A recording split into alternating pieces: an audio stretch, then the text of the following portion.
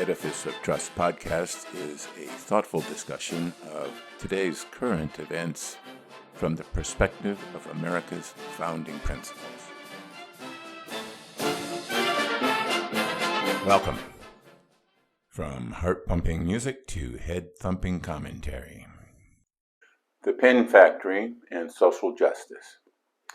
In his seminal book, The Wealth of Nations, written in 1776, Enlightenment philosopher Adam Smith presented the example of the complex supply chain required to produce a simple straight pen. Smith asserted that one man working alone could barely produce one little pen a day, whereas a number of men dividing the labor between them could produce up to 48,000 pens a day. Smith states, quote, "One man draws out the wire, another straights it, a third cuts it, a fourth points it, a fifth grinds it at the top for receiving the head," unquote. In this division of labor, the man who draws out the wire cares little to the final usage of the wire. It could have multiple applications. Each man performs a minute task that could be applied to various products, and they don't care what products the wire goes into as long as they receive their pay. But this example of the division of labor greatly minimizes the vast assortment of labor and materials that go into the production of that simple pen. The 8 to 10 men at the pen factory would have nothing to do if the teamster hauling the metal from the smelter didn't arrive.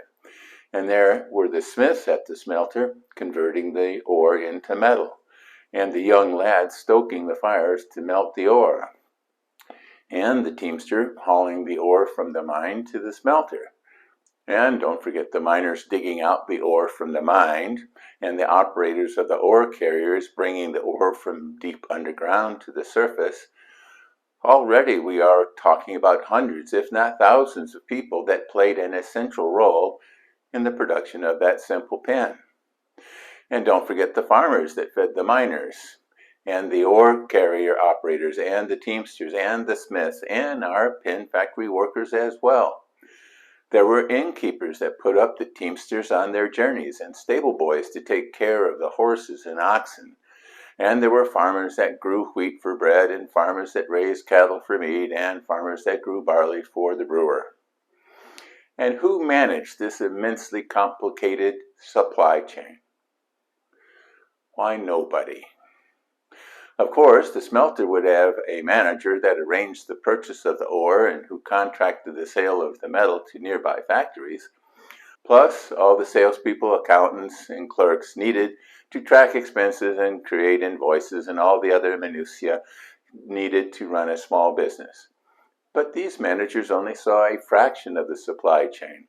They didn't worry about the farmers' supplies of seed and fertilizer. They didn't worry about imports of cloth for the textile factories to clothe the miner, the teamsters, and the pen factory workers, let alone his own employees. So how does this immensely complicated supply chain function? This was Smith's great discovery: prices. If there weren't enough teamsters to haul the ore to the smelter operators would increase the price they were willing to pay for teamsters because they needed the ore. A guy who wanted to improve his lot might say, "Hey, at that price I could make a tidy profit hauling ore." So he would. And almost like magic, the shortage of the teamsters would be solved. It was almost like, as if an invisible hand was guiding the market. Of course, this being a human enterprise, it is not without problems, such as child labor, pollution, and price fixing. But we have been working to solve those problems and many others. More yet needs to be done. Government does have a role to play, but the proper role of government is to build trust in the free market system and make sure that prices are allowed to adjust without manipulation. The reason that this free market system has been so spectacularly successful is that no one is in charge. Each market participant makes his or her own decisions based on what is best for their own self-interest. But their ability to serve their own self-interest is limited by market rules that guarantee that a person's pursuit of his self-interest does not cheat, abuse, or take unfair advantage of other market participants. And because market participants are focused on their self-interest, they do not pay much attention to things that do not directly impact their self-interest. Self-interest has been given a bad rap. Self-interest is the attention one pays to one's own affairs. You work so that you can eat and feed your family. You own a business so that you can increase your wealth and provide opportunities to your offspring. If you don't pay attention to these details of daily life, who will? Your benefactor, your sovereign, your government? The opposite of self-interest is not the public interest. It is dependency. And Adam Smith showed that it was the self-interest of the butcher, baker, and brewer that provided you with these daily necessities. And while the baker was not very good at butchering or brewing, he was very good at baking. He could focus on his specialty, and after a day of baking, he would visit the nearby brewer to enjoy a pint of ale. He was also not very good at succoring the poor or healing the sick, but he could donate to his church or civic group that was better at delivering those services. The division of labor allowed him to focus on what he was good at and let others focus on what they were good at. Without the division of labor, he might as well have been living in medieval times, or even in a hut on the edge of the wilderness. Ponder that while you listen to a brief message.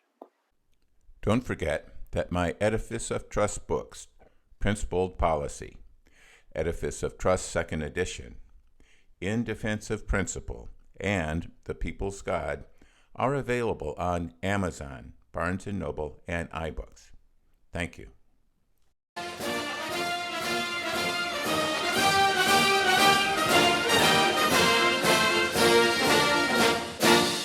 Welcome back. American companies and entrepreneurs and individual working folk are being beset by snooty social justice warriors who think that they have a right to tell them what to do. Companies are now being judged on their environmental, social, and governance, or ESG, scores that require companies to achieve certain arbitrarily set goals as established by the social justice warriors. Wealthy hedge fund managers, such as Blackstone's Larry Fink, who gained his great wealth from the very unprogressive carried interest tax loophole, are using the trillions of dollars under their management to force companies to adhere to their social justice goals. These goals are not economic goals, but ideological goals based on Marxist, woke, or progressive concepts of justice. The cost of their implementation and how this will impact the prices of goods and services is irrelevant, a fact of which you will be reminded every time you visit the gas station.